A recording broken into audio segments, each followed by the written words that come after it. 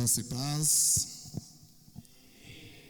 Vamos iniciar mais um dia da escola dominical da Igreja de Deus do bairro Santa Terezinha.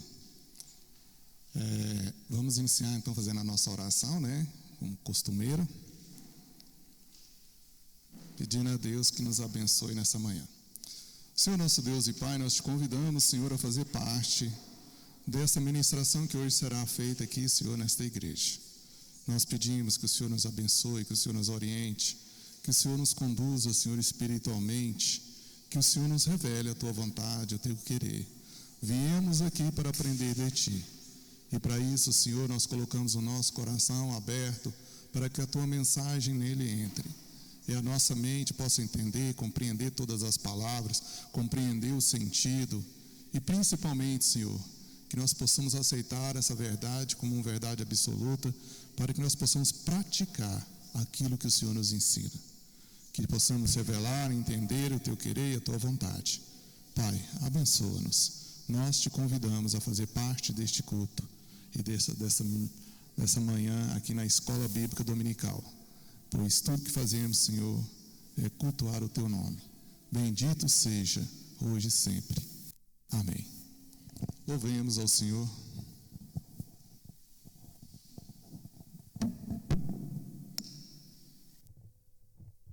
Amém, glória a Deus. Então vamos, continuar louvando ao nosso Senhor neste momento, adorando e engrandecendo ao nosso Deus, porque nós sabemos, que Ele é grande, maravilhoso, e que nós possamos entregar essa manhã ao Senhor, através das nossas vozes, das nossas canções, das nossas orações, para que o Senhor venha falar conosco, durante esse momento que estamos aqui na Escola Dominical, e que hoje possamos aprender muito mais com a palavra do Senhor. Por isso vamos adorar neste momento e o engrandecer. Aleluias.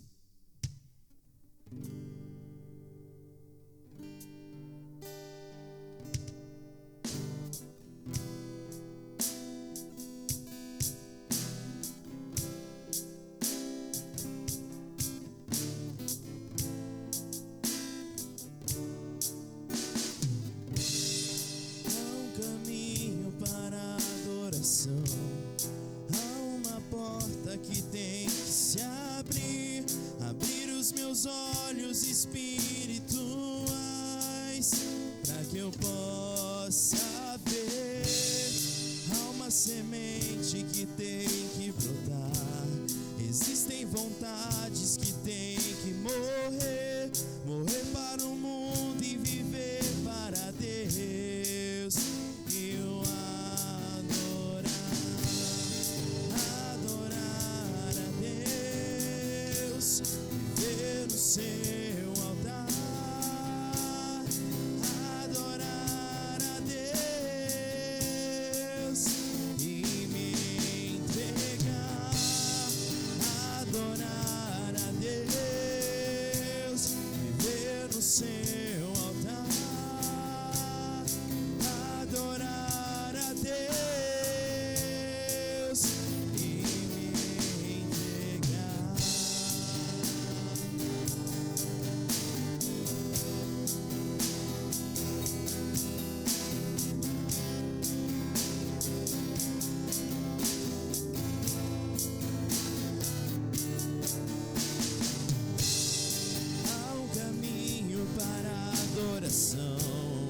Há uma porta que tem que se abrir os meus olhos espirituais, para que eu possa ver.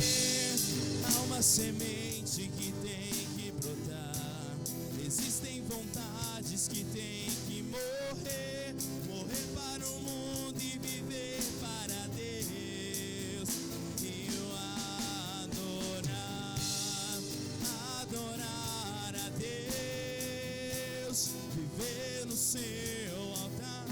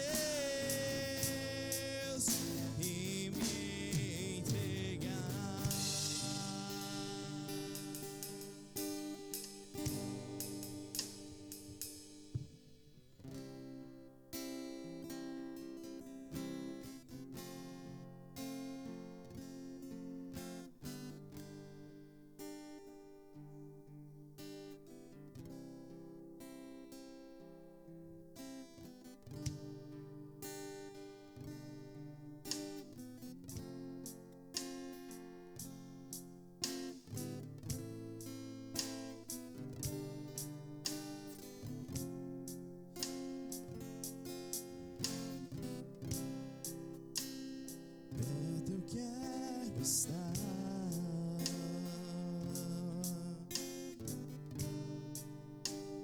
junto aos teus pés,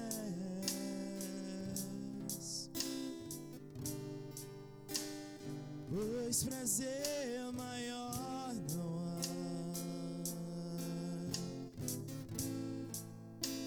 que me render e te adorar.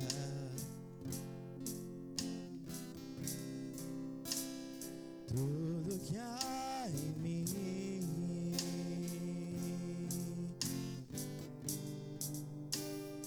quero te ofertar,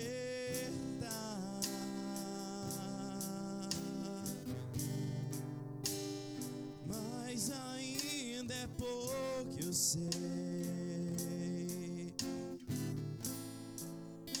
Se comparado ao que ganhei, não sou apenas servo, seu amigo me tornei.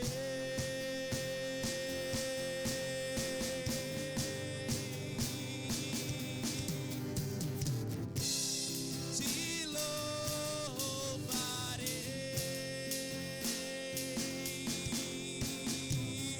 não importam as circunstâncias,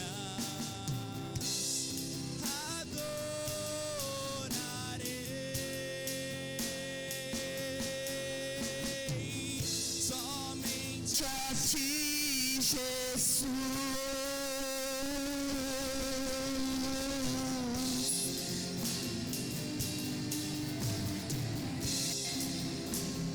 Eu quero estar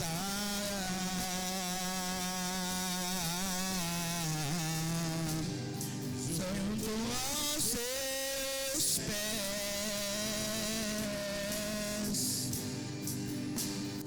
pois prazer maior não há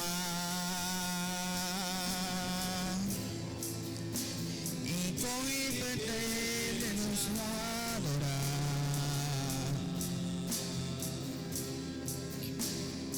Tudo que há em mim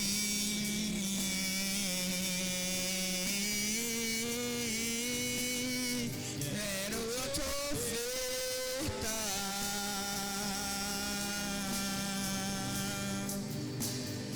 quando ainda é o que eu sei.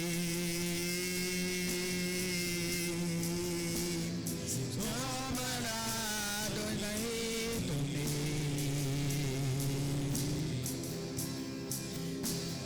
sou apenas só erro, meu amigo me tornei.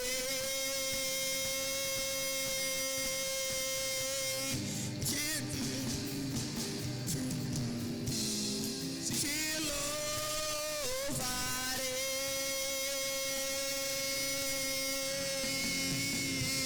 não importam as circunstâncias, adorarei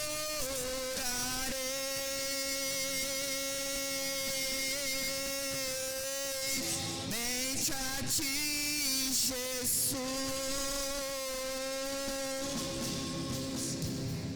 Somente a ti, Jesus. Somente a ti, Jesus.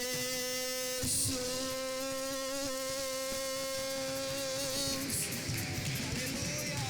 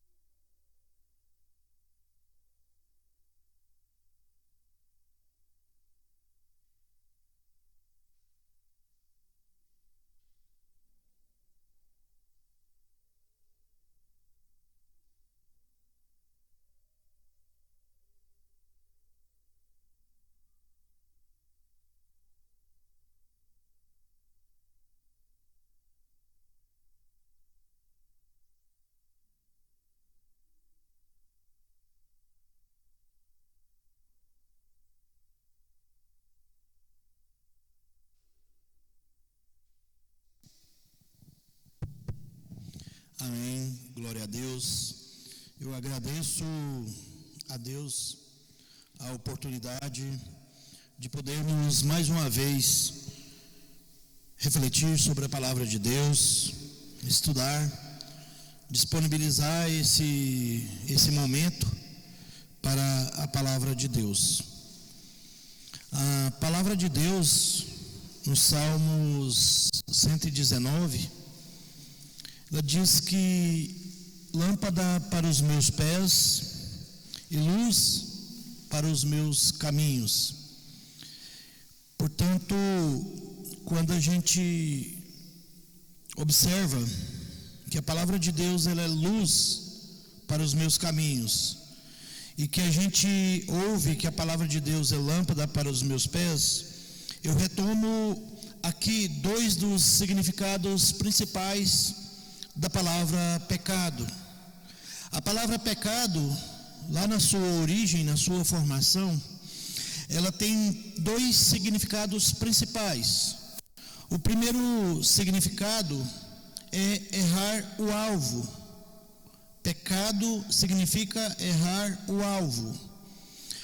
E o outro significado de pecado é tropeçar, cair, em consequência desse tropeço. Então, desses dois significados da palavra original de pecado, errar o alvo e tropeçar, cair, significa que se você tiver com a palavra de Deus, ela vai ser lâmpada para os seus pés, ou seja, não deixará com que você tropece, porque você tem uma lâmpada nos pés.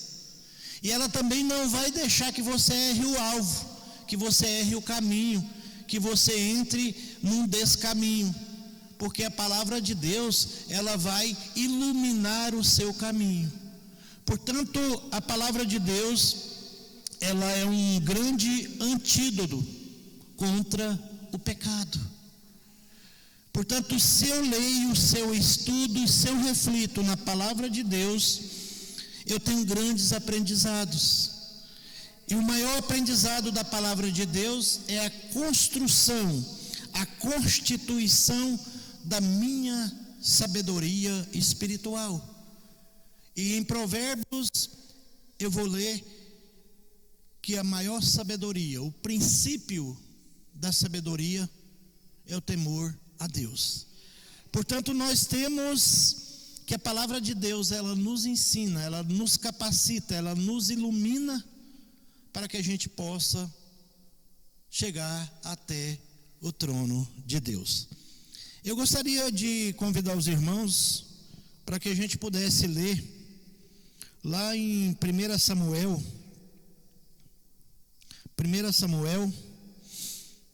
capítulo de número 7, e o versículo bem conhecido, versículo 12, para a gente fazer um pequeno devocional aqui hoje. 1 Samuel, capítulo 7, versículo 12, diz assim: Então Samuel pegou uma pedra e pôs entre Mispa e Sem, e lhe deu o nome de Ebenezer, dizendo: até que nos ajudou o Senhor. Amém? Só até aí. Samuel é um grande homem de Deus, chamado segundo a própria voz de Deus, enquanto ainda era criança, para a missão de conduzir o povo de Deus em Israel. Se você olhar para a história de Israel, poucos homens tiveram a unção que Samuel teve. A unção de Deus, por meio do Espírito Santo, ela estava sobre 3 categorias de homens, quais sejam os reis, os profetas e os sacerdotes. Se você olhar e observar a história do povo de Israel, você vai ver que todos os sacerdotes, os reis e os profetas eram ungidos de Deus. E quando eu falo a palavra ungir, eu penso em algo projetado para o futuro, porque você não unge ninguém para ele ficar em casa dormindo. A unção está sobre nós para que possamos desenvolver a obra maravilhosa que Deus propôs para nós. Então, o rei tinha um propósito, o profeta tinha um propósito e o sacerdote tinha um propósito. Acontece que, se você olhar em toda a história da Bíblia, só existe um homem que foi rei, profeta e sacerdote. Esse homem que tem as 3 unções de Deus sobre a vida dele é o nosso Senhor Jesus Cristo. Jesus Cristo, a Bíblia vai me dizer que ele foi ungido como profeta? Sim. Jesus Cristo foi ungido como sacerdote? Sim. Hebreus vai chamá-lo de o grande sacerdote eterno. E Jesus Cristo foi ungido como rei? Sim, porque ele não é só um rei. Jesus Cristo é o rei dos reis. Então, o único homem na Bíblia, não existe outro, que tem as 3 unções de Deus, unção tripla de Deus sobre a vida dele, chama-se Jesus Cristo, o nosso Salvador.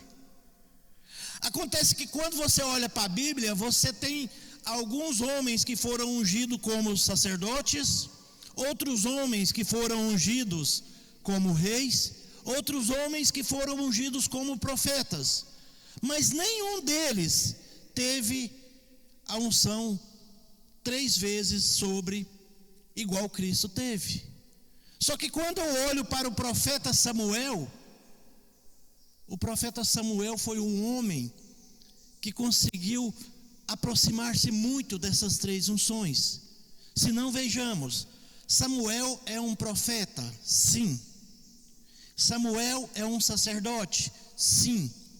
E Samuel foi o último juiz que julgou sobre Israel. Samuel, então, essa função do juiz, embora não fosse um rei, Samuel era o líder do povo de Israel. Então, Samuel quase que chegou a esse patamar de ser ungido 3 vezes, mas ele foi ungido 2 vezes como profeta, como sacerdote, e ele teve uma unção como juiz sobre o povo de Israel. Ele julgava o povo de Israel. Aliás, Samuel tem uma importância muito grande, porque os 2 primeiros reis de Israel, tanto Saul quanto Davi, foram ungidos por esse profeta de Deus. A história é no capítulo 7 de 1 Samuel, que é o livro traz o nome do profeta. Ela conta uma história muito triste, muito triste. O profeta, o grande sacerdote naquela época, era um homem chamado Eli. E Eli tinha 2 filhos, Hofni e Finéias. Embora Eli tentasse de várias maneiras conduzir para que o sacerdócio fosse passado dele para os seus filhos ignoraram toda essa trajetória da família de Eli, ao ponto de Deus destituir de Eli o sacerdócio familiar. Hofni e Finéias são considerados malignos diante de Deus.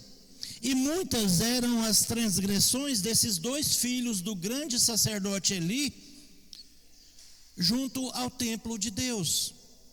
Acontece que quando Deus olha para aqueles 2 filhos, Deus diz: tudo bem, eles estão transgredindo contra as minhas leis, mas Eli, você tem muita culpa sobre isso, porque são seus filhos e você não foi duro com eles.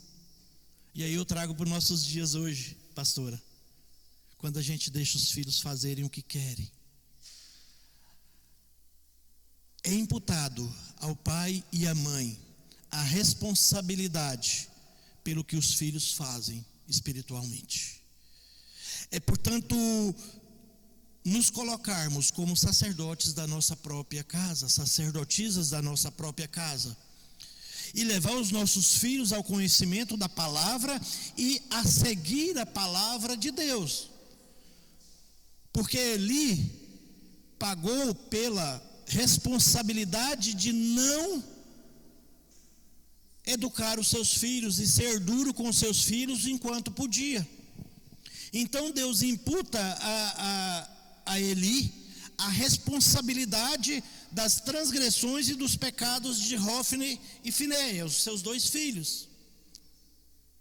E é por isso que, trazendo para os dias de hoje, eu digo que a responsabilidade da educação espiritual do seu filho corresponde a você, pai, a você, mãe.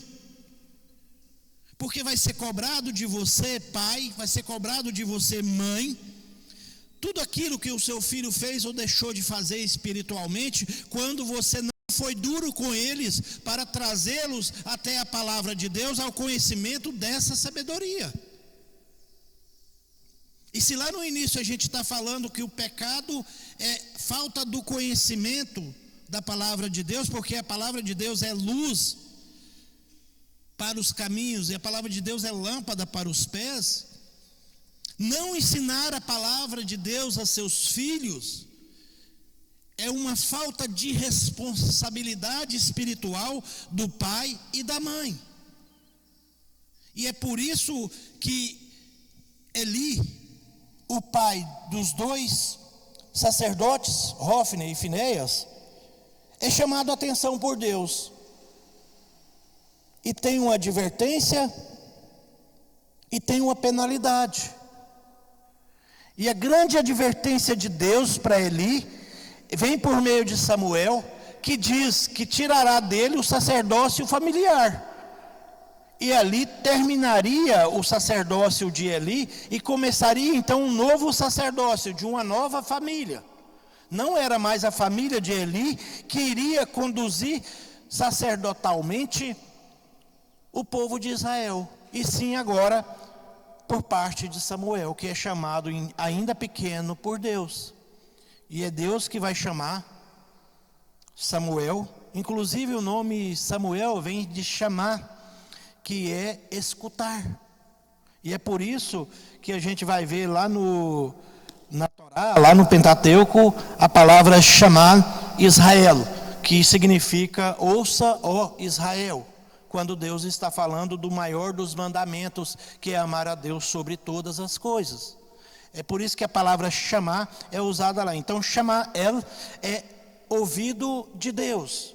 Samuel ouviu a Deus quando Deus o chamou. Nesse momento, depois de toda essa advertência de Deus, Deus não só lançou sobre Eli uma penalidade, sobre os filhos dele uma penalidade, e essa penalidade foi extrema, porque foi uma penalidade de morte sobre os filhos dele e sobre o próprio Eli.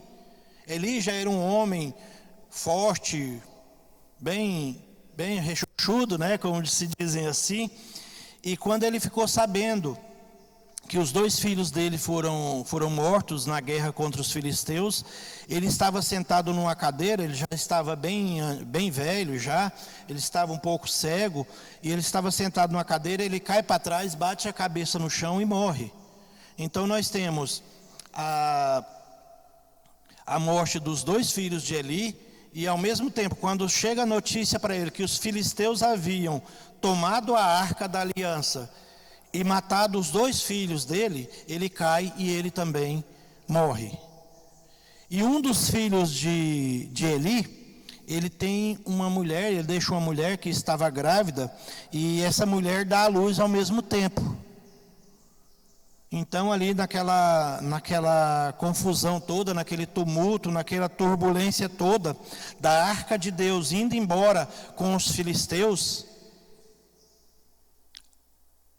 a esposa de um dos filhos de Eli tem um filho, e esse filho é nominado de Icabô. Icabô, que significa a glória de Deus se foi. E é um contraste em relação a essa pedra que Samuel coloca entre Mispa e Sem.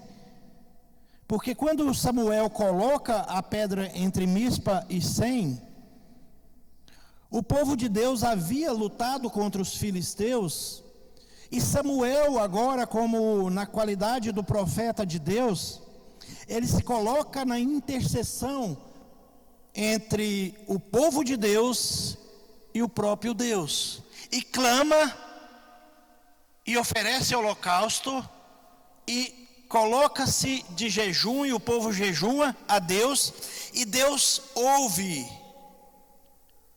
a oração daquele povo.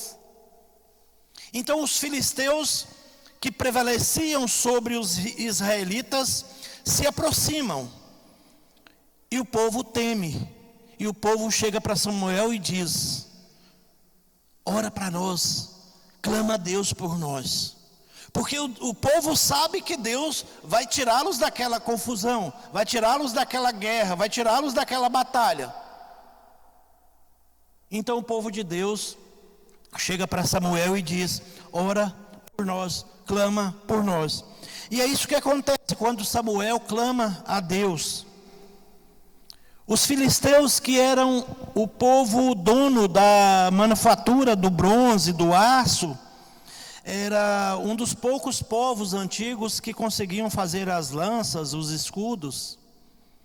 Existe um evento em que Saul está ali na beira do fronte da batalha contra os filisteus, um evento bem conhecido, e Davi chega para levar comida para os irmãos e para saber notícia dos irmãos, para levar para o seu pai Jessé. E quando Davi chega, Golias está do outro lado, afrontando a Deus e a Israel. Então Davi se propõe a lutar contra Golias. Acontece que ninguém tem uma armadura própria para Davi.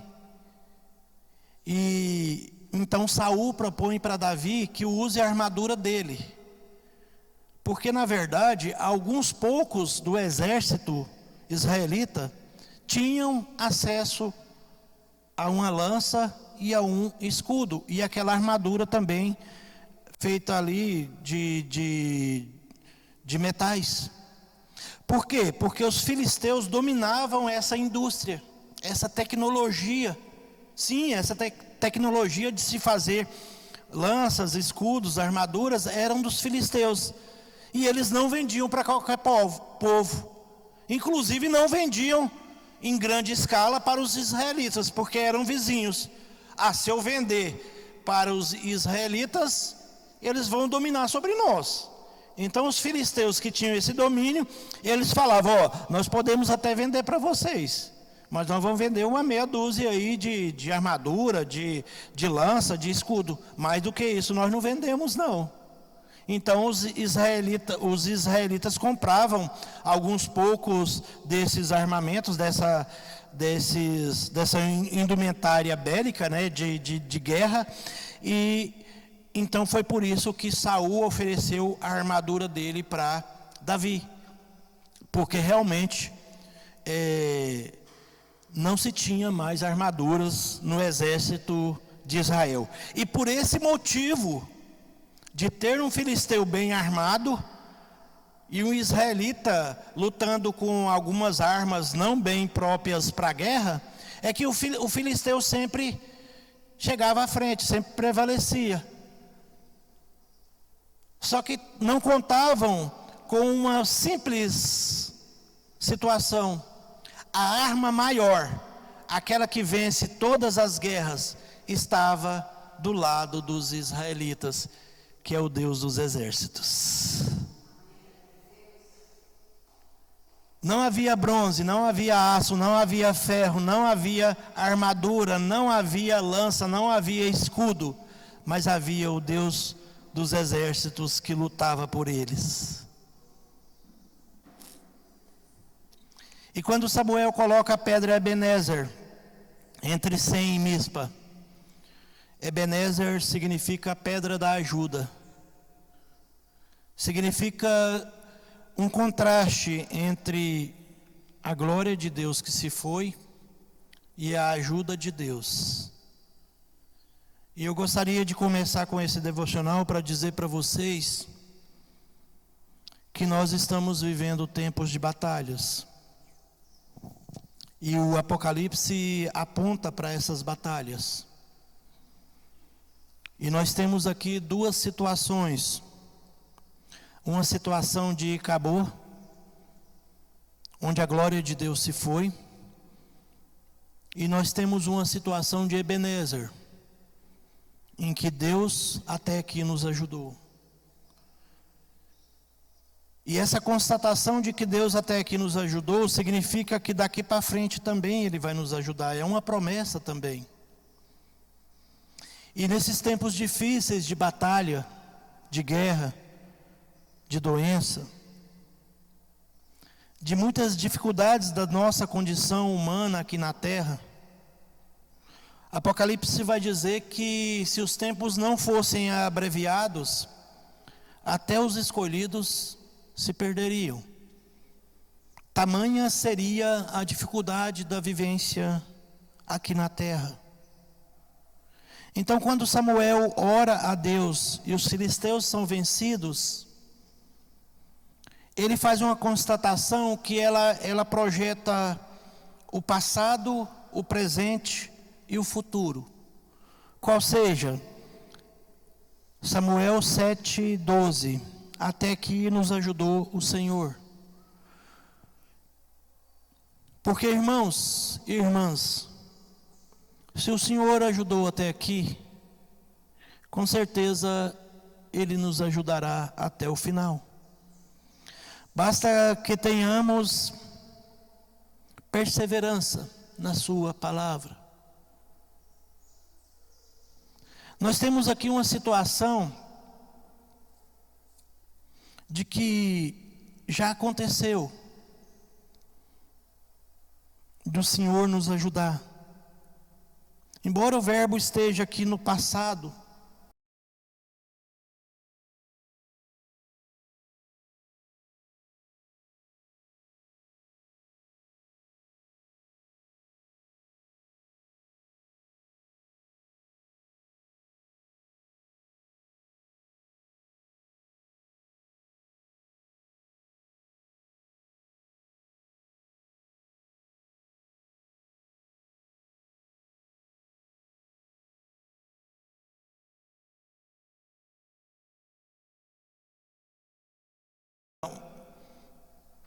ali uma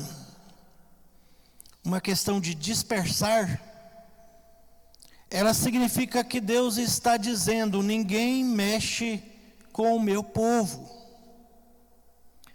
ninguém coloca a mão sobre o meu povo, aquele que eu escolhi.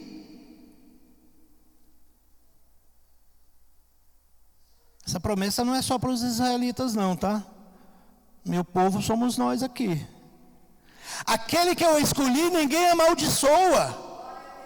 Aquele que eu escolhi, ninguém amaldiçoa, porque eu abençoei. Balaão se coloca numa montanha, olha para o povo de Deus, e Balaque fala: amaldiçoa, e ele abençoa. Amaldiçoa, e ele abençoa. Amaldiçoa, e ele abençoa. Mas por quê? Eu estou te pagando. Amaldiçoa o povo de Deus. Balaão diz: não posso amaldiçoar o povo de Deus. Os ungidos de Deus, aqueles que Deus escolheu na batalha, vão ser ajudados por Deus. É onde eu queria chegar. Nós vamos ser ajudados por Deus, porque se Deus não nos ajudar, nós não conseguiríamos chegar até o final. Nós precisamos de Ebenezer, nós precisamos dessa pedra de ajuda. Nós precisamos que Deus coloque uma pedra, uma rocha nas nossas vidas e que nos ajude a vencer. Os mais espirituais aqui já sabem o nome dessa rocha, porque essa rocha que foi colocada para nos ajudar, ela tem nome e ela tem sobrenome. A palavra de Deus o chama de rocha inabalável e infinita. Essa rocha chama-se Jesus Cristo, o nosso Salvador. O Senhor é o meu pastor e nada me faltará. Significa que se Deus nos ajudar, se realmente o Senhor for o meu pastor, nada me faltará. Acontece que quando eu leio essa frase, eu passo direto para o lado B dela. Nada me faltará. E eu só quero ouvir, nada me faltará. Como é que é? Nada me faltará. Fala de novo, nada me faltará. Mas eu esqueço da primeira parte dela, do lado A dela, que significa o Senhor é o meu pastor. Tem muita gente querendo ouvir, nada me faltará, mas não quer que o Senhor seja o seu pastor. E não se coloca na condição de ovelha do Senhor. Não se coloca na condição de rebanho do Senhor. Nada me faltará. Mas cadê o Senhor sendo o seu pastor, meu irmão, minha irmã? O Senhor é o seu pastor? É uma condicional. Se o Senhor é o seu pastor, nada te faltará. Agora, se você se bandeou para o outro lado, se você não é ovelha,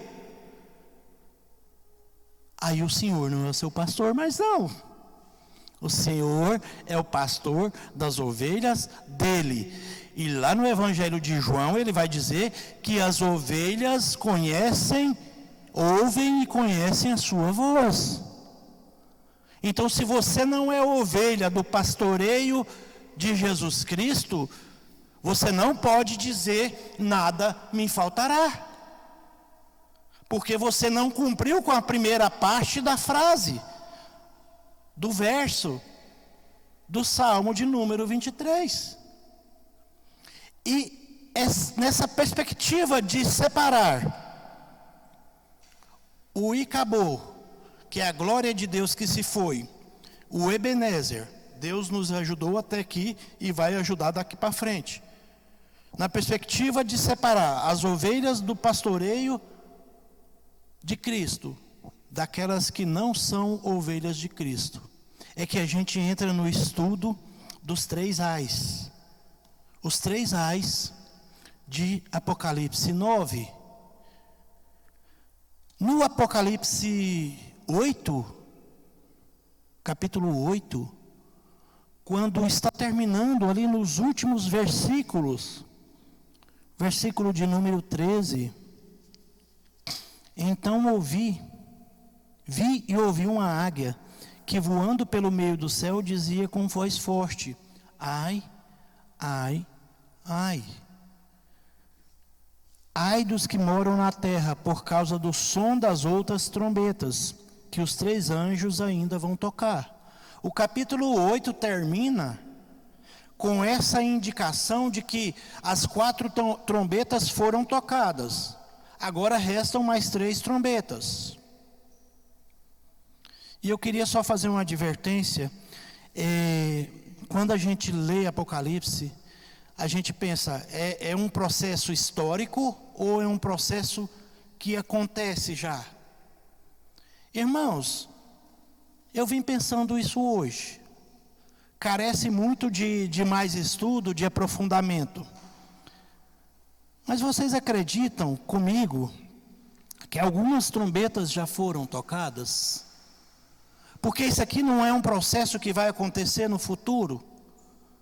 Mas quando eu olho para a situação nossa, esses dias eu tive notícias de pessoas próximas que adoeceram seriamente, pessoas conhecidas da gente, que estão passando por muitas e muitas dificuldades.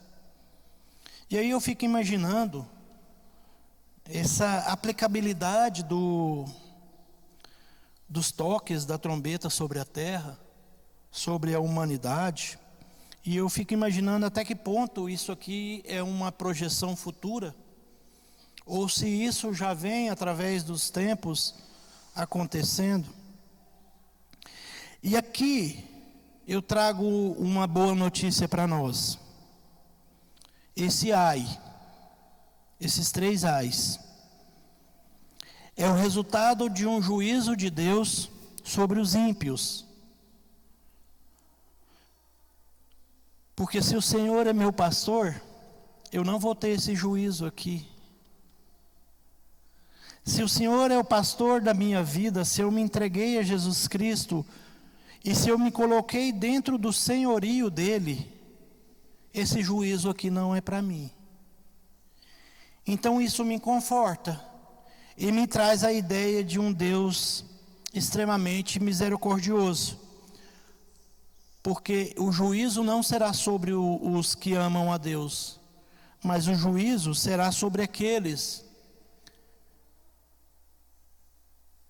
que fizeram contra o povo de Deus muitas coisas más.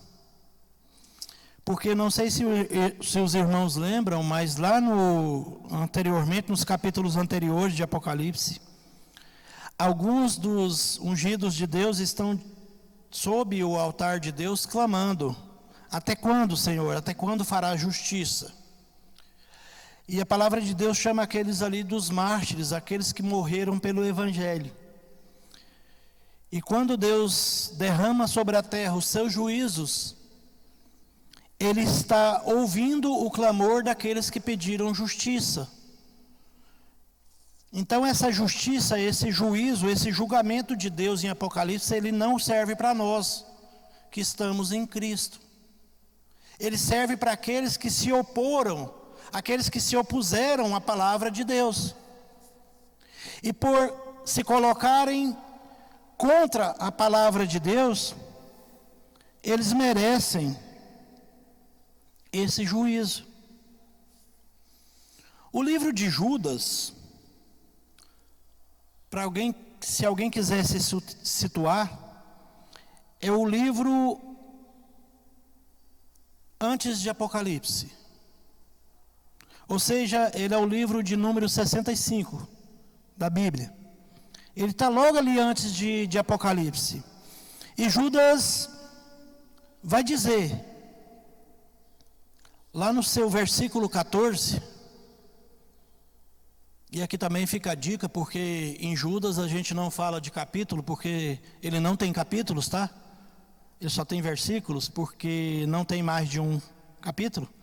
Então no versículo 14 de Judas, foi a respeito deles que também profetizou Enoque, o 7º depois de Adão, dizendo: eis que o Senhor vem com milhares de seus santos, para exercer juízo contra todos e para convencer todos os ímpios a respeito de todas as obras ímpias que praticaram, e a respeito de todas as palavras insolentes que esses ímpios pecadores proferiram contra eles.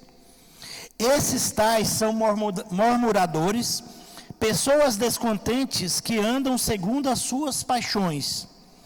A sua boca vive falando grandes arrogância, e adulam os outros por motivos interesseiros. Então aqui, Judas, que é o irmão de Tiago, no início do seu livro, ele se identifica, né? Judas, o irmão de Tiago.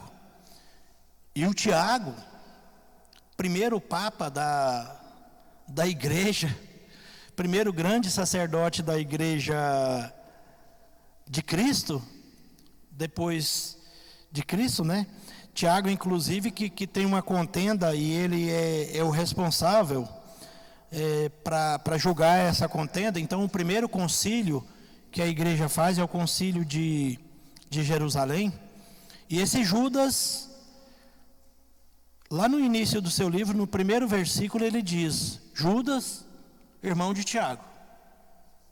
Acontece que tanto Judas quanto Tiago são irmãos do Cristo Jesus. Os dois são irmãos de Jesus. Então, quando um fala que é irmão de Tiago e Tiago é irmão de Jesus, os dois são irmãos de Jesus. E esses mesmos que estão aqui no cânon da Bíblia, Tiago e Judas, são aqueles mesmos familiares de Cristo, descontentes, que foram até a casa de Cristo lá em Cafarnaum, que estava cheia, juntamente com a mãe de Jesus, e eles foram lá para pegar Jesus e levar de volta para a casa dele, para a casa da mãe dele ali, do pessoal, porque diziam que Jesus Cristo estava sem juízo. Acontece que no início do ministério de Jesus, nem a família dele acreditava nele, nem a mãe, nem os irmãos. Mas cadê a base bíblica para você dizer isso aqui? A base bíblica está lá em Marcos 3, quando a família de Jesus Cristo vai até uma casa que ele está, e lá tem uma multidão lá, e a família chega lá e alguém diz assim: Jesus, a sua família, sua mãe, suas irmãs, seus irmãos estão aí fora te esperando. Aí ele diz assim: quem é a minha mãe e quem são as minhas irmãs e meus irmãos? Todo aquele que ouve a minha palavra e pratica os meus preceitos, esses são minha mãe e esses são minhas irmãs e meus irmãos. Então, aqui Jesus Cristo está definindo que os irmãos e irmãs dele, a mãe dele, são aqueles que ouvem a palavra de Deus e a praticam. Assim como Tiago vai dizer lá na frente, que você tem que ouvir a palavra de Deus e praticar.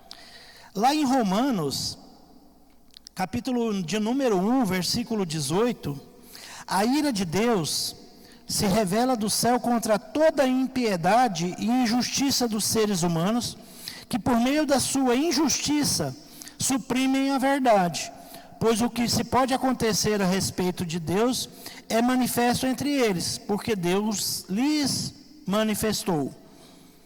Então, Paulo está dizendo de alguns que conheceram a Deus, versículo 21 do capítulo 1 de Romanos: porque tendo conhecimento de Deus, não o glorificaram como Deus, nem lhe deram graças, pelo contrário, se tornaram nulos em seus próprios raciocínios, e coração insensato deles se obscureceu. Dizendo que eram sábios, se tornaram tolos, e trocaram a glória do Deus incorruptível por imagens, semelhantes ao ser humano, corruptível, às aves, aos quadrúpedes e aos répteis. Tanto Judas como Paulo aqui em Romanos estão dizendo dos ímpios que vão sofrer esse juízo de Deus sobre a vida deles. Então a boa notícia para nós é que esses ais que estão aqui em Apocalipse, eles não se referem a nós mesmos que estamos em Cristo, mas eles se referem àqueles que abandonaram a prática da fé em Deus, daqueles que sabiam que Deus merecia glória e não o glorificaram, daqueles que foram por outros caminhos e não ouviram a palavra de Deus, e se ouviram, entrou por esse e saiu por esse, não desceu até o coração. Aqueles que abandonaram a crença em Cristo Jesus e procuraram em imagens, em aves, em répteis, se colocar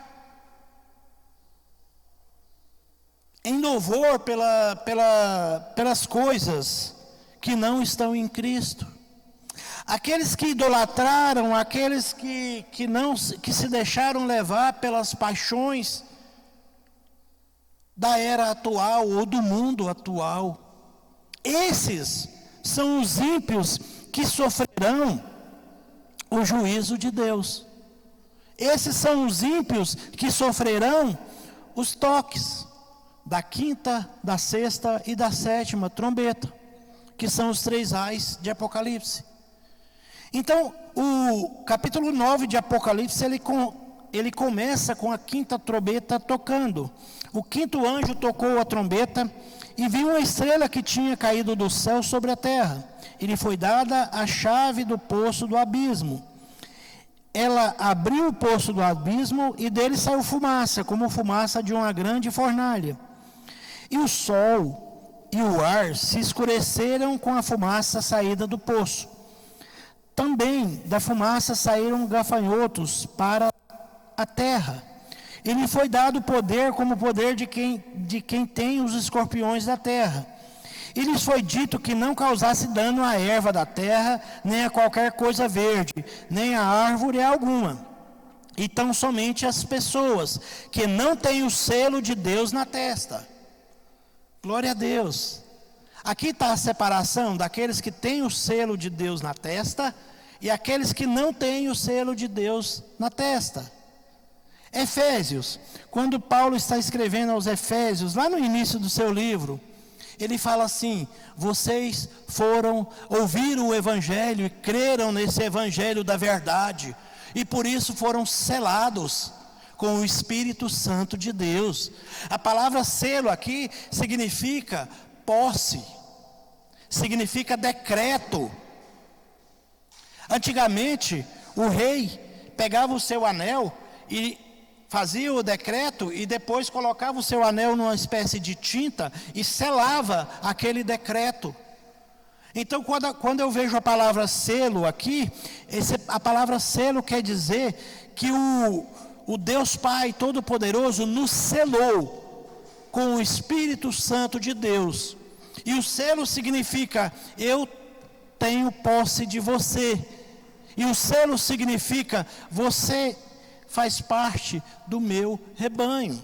E o selo significa: eu vou te ajudar até o fim. E o selo significa: o Senhor é o meu pastor e por isso nada me faltará. E é por isso que o primeiro juízo de Deus, com o toque da quinta trombeta, o primeiro ai, ele vai para os ímpios, e é um ai muito grandioso, porque seres viventes na espécie de gafanhotos, mas esses gafanhotos são como cavalos. Então e aí quando eu falo em gafanhoto, eu penso a ideia daquela nuvem, né?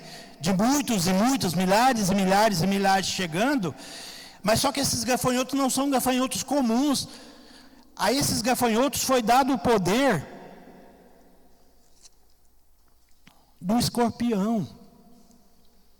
Esses gafanhotos receberam o poder do veneno quase que mortal do escorpião. Agora você imagina um ser vivente com a força de um cavalo, com o poder de voar de um gafanhoto. Ele foi dado ainda a prerrogativa de parecer com um escorpião. Imagina um ser desse andando pelo mundo em nuvem, milhares e milhares e milhares, porque gafanhoto não anda sozinho. E esses tiveram a prerrogativa de não causar dano a nada verde, as ervas, as árvores, mas sim as pessoas. E foi dito a esses gafanhotos, a esses seres viventes: vocês podem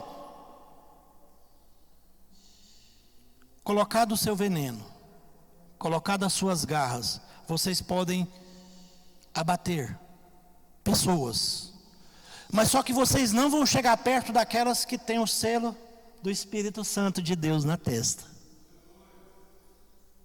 Irmãos, se nós somos selados, se nós ouvimos o verdadeiro Evangelho, se nós confiamos no verdadeiro Evangelho, se nós cremos que Cristo ressuscitou, se Cristo está nas nossas vidas, se Cristo é o nosso bom pastor, se nós conhecemos a voz dEle, quando Ele fala e nos chama, nós somos selados pelo Espírito Santo de Deus, e esse juízo não prevalece sobre as nossas vidas. Então, quando você olha a chave do poço do abismo, isso aqui está falando do inferno, meus irmãos. O inferno foi aberto, e esses gafanhotos que parecem cavalos, que parecem escorpiões, eles não são seres normais, são demônios que vêm para atacar as pessoas que não têm o selo do Espírito Santo de Deus na testa. E aqui diz também, e tem uma revelação muito grande aqui, porque ele está dizendo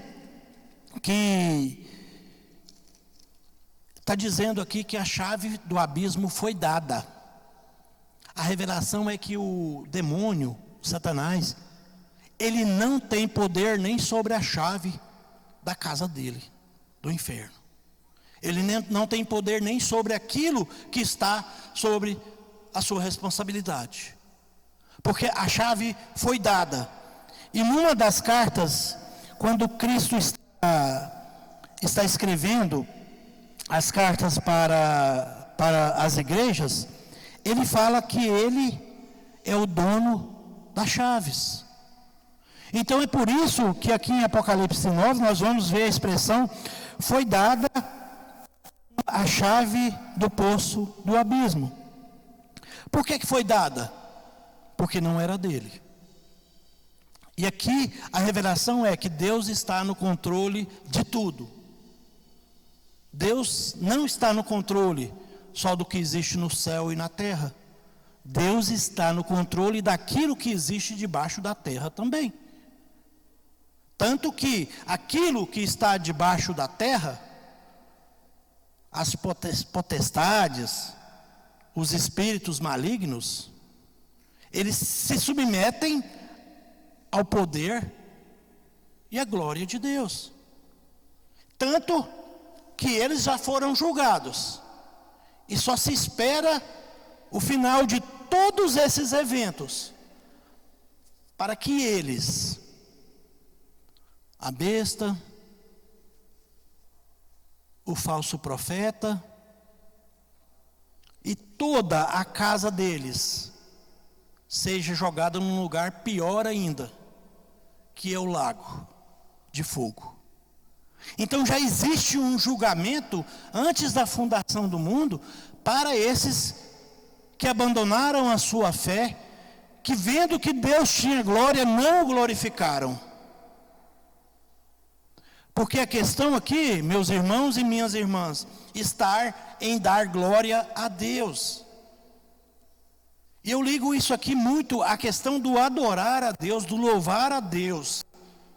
Quando você adora a Deus, quando você louva a Deus, você se aproxima daquilo que Deus quer para nossas vidas. Quando você dá graças a Deus, você cumpre a vontade de Deus. E é por isso que lá em Tessalonicenses, quando Paulo escreve 5,17, que ele fala, orai sem cessar. E depois ele vem em 5,18, ele diz, em tudo dai graças, porque essa é a vontade de Deus em Cristo Jesus. Ele está dizendo que aqueles que sabem e que se submetem ao poder de Deus na sua vida e dão glória a Ele por tudo, esses estão cumprindo com a vontade de Deus em Cristo Jesus. Porque mesmo Cristo sendo crucificado, Ele não falou nada de Deus. A única parte que a gente vê que Cristo disse lá na transfiguração, quando ele diz, quando ele sua sangue lá no monte, aí ele diz assim, Senhor, Pai, se for possível, afasta de mim esse cálice. Contudo, não seja feita a minha vontade, mas seja feita a vontade do Senhor. Isso, o que Cristo está nos ensinando aqui, irmãos? Cristo está nos ensinando que Deus está sendo glorificado por Ele, porque Ele não quer que aconteça a vontade dEle, mas a do Pai. E aí eu chamo a atenção para aqueles que não glorificam a Deus em todas as coisas, porque a palavra de Deus está me dizendo, em tudo dai graças, seja grato, tenha gratidão. Nós fizemos uma campanha maravilhosa, o pastor está ali com a camiseta de gratidão. Significa que eu devo ser grato a Deus por tudo, pelas provações. Eu tenho que ser grato a Deus, inclusive pelas tentações, porque eu me fortaleço nelas. Eu tenho que ser grato a Deus pelas provações, porque uma vez provado e aprovado diante de Deus, eu me aproximo do seu trono. Então, aqueles que não glorificaram a Deus em tudo, que no primeiro momento que tropeçaram e arrancaram a unha do pé, começaram a amaldiçoar o nome de Deus, aqueles que vão sofrer o toque da trombeta, porque não creram que aqui é um local, primeiro, de darmos glória a Deus. Porque aqueles que glorificam a Deus aqui na terra, vão glorificá-lo infinitamente lá no céu. A proposta de Deus para nós é, ou você me glorifica, ou você sofre o julgamento que tem proposto para aqueles que não glorificam. Então, daqui está separado os filisteus e daqui está separado o povo de Deus. E o juízo de Deus é trovejar sobre os filisteus. Trovejar e jogar flechas de raios sobre aqueles que não glorificam a Deus. É jogar chuva de enxofre, de pedras de enxofre, sobre a Sodoma e a Gomorra, que não aceitaram a glória de Deus. Quando Abraão pergunta, mas se tiver 50, não, tudo bem. Mas se tiver 40, mas se tiver 30, Abraão, no texto bíblico lá de Gênesis, vai reconhecer que lá naquela terra não existe um justo. E é por isso que o juízo de Deus cai sobre aquelas duas cidades. E o juízo de Deus aqui está caindo sobre os ímpios. Deus separa de um lado aqueles que têm o selo do Espírito Santo de Deus, e do outro lado aqueles que não têm o selo do Espírito Santo de Deus. E fala para o ser vivente, para o escorpião, e fala para o gafanhoto: ataque aqueles que não têm o selo. Também não lhes foi permitido que os matasse, mas que os atormentassem durante 5 meses. E o seu tormento era como o tormento de escorpião quando fere alguém.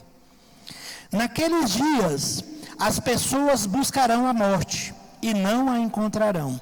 Também terão desejo de morrer, mas a morte fugirá delas. Irmãos, o flagelo é tamanho, o sofrimento é tamanho, a dor é tamanha, que a pessoa fala assim: eu quero morrer. E ela sai procurando a morte, mas a morte vai fugir dela. A morte não chegará até essas pessoas. Por quê? Porque elas serão atormentadas pelo toque da 7ª trombeta, da 5ª trombeta. Eles serão atormentados como o veneno de um escorpião que fere as pessoas. O aspecto dos gafanhotos era semelhante a cavalos, preparados para a batalha. Na cabeça deles havia como uma coroa parecendo de ouro, e o rosto dele era como o rosto de ser humano. Tinham também como cabelos como de mulher, e os dentes eram como dentes de leão. Olha o aspecto desse monstro que está atacando as pessoas ímpias. Tinham couraça como uma couraça de ferro. O barulho que suas asas faziam era como o barulho de carros puxados por muitos cavalos, quando correm para a batalha. Tinham ainda cauda como escorpiões e um ferrão. Na cauda tinha poder para causar danos às pessoas. Por 5 meses. Tinham por rei sobre eles o anjo do abismo, cujo nome em hebraico é Abaddon, e em grego Apolion. O primeiro ai passou, e eis que depois dessas coisas vem ainda 2 ais. O chefe dessa manada toda, o chefe dessa nuvem de gafanhotos, o nome dele é Abaddon em hebraico e Apolion em grego. Ambos os nomes significam destruidor. Destruidor é dado também ao nome do gafanhoto lá de Joel. O quarto gafanhoto de Joel é chamado de o destruidor. É quando tudo já foi cortado, já passou por ali o migrador, aí depois vem o devorador. Quando está a árvore está só naquele talo, né, aquele caule dela, a árvore já está quase morrendo, aí vem a ação do quarto gafanhoto, que é o destruidor. A palavra aqui, destruidor, de Abaddon e o Apolion, é realmente relacionado a Satanás, que é o destruidor das vidas das pessoas. E aqui a ideia é que eles tenham poder para destruir, para atormentar.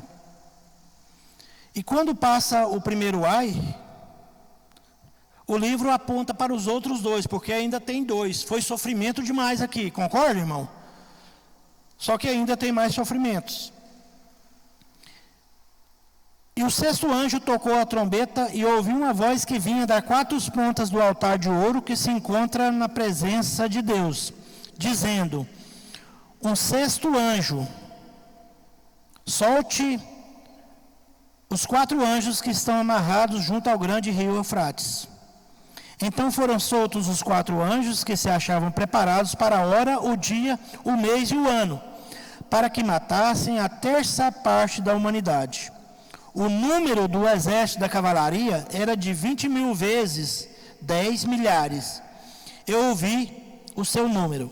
Assim, nessa visão, pude ver que os cavalos e seus cavaleiros tinham couraça cor de fogo, de jacinto e de enxofre. A cabeça dos cavalos era como a cabeça de leão, e da sua boca saíam fogo, fumaça e enxofre. Por meio destes, 3 flagelos, a saber, pelo fogo, pela fumaça e pelo enxofre, que saíam da boca dos cavalos, foi morta a terça parte da humanidade. Pois as forças dos cavalos estavam na boca e na cauda deles. A cauda deles era semelhante à serpente, com cabeças, e com elas causavam danos. O resto da humanidade, isto é, aqueles que não foram mortos por esses flagelos, não se arrependeu das obras das suas mãos. Eles não deixaram de adorar os demônios e os ídolos de ouro, de prata, de bronze, de pedra e de madeira, que não podem ver, nem ouvir, nem andar. Também não se arrependeram dos seus homicídios, nem das suas feitiçarias, nem da sua imoralidade sexual, nem dos seus furtos. O segundo juízo de Deus, agora sim, resta destruir uma terça parte da humanidade. E esse juízo, ele vem também com milhares